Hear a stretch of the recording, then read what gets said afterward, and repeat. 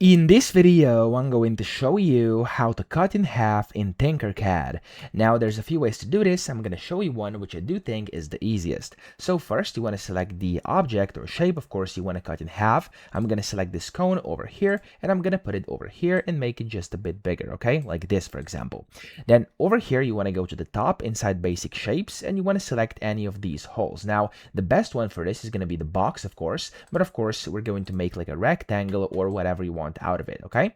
So here you want to just basically make it a bit bigger, and you want to make sure it's big enough to actually cover half of our object over here, or shape. So I'm going to put it over, so just like this. You can go ahead and zoom in to actually see it's actually at the middle, and as you can see here, it's actually at the middle. Now this is going to cut it in half. Make sure it's covering the entire space, so it is over here covering the entire half. And then what you simply want to do here is highlight over both of these, so click and drag over, and then group as union. So click on this button up top, and as you can see, there we go, we've cut it in half. Now what you have to do now is click on this, and you have to copy it, so press Ctrl C or this copy button up top left, and then what you want to do is undo. So go back by undoing like this, and now you simply want to paste, and as you can see, it's going to paste in of course the specific object which we cut in half over here, just like that.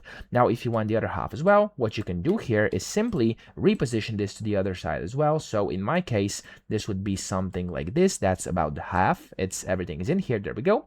And now I can do the same thing. I can hover over these two, click on this union group, and there we go, we have the other half as well. I can now copy this, and I can now go back. There we go. And if I now paste that part, as you can see, there we go, here's the second part as well. So that's by far the easiest and quickest way to cut in half in Tinkercad. I hope this video helped you out. If it did, please subscribe to the channel and help me out as well.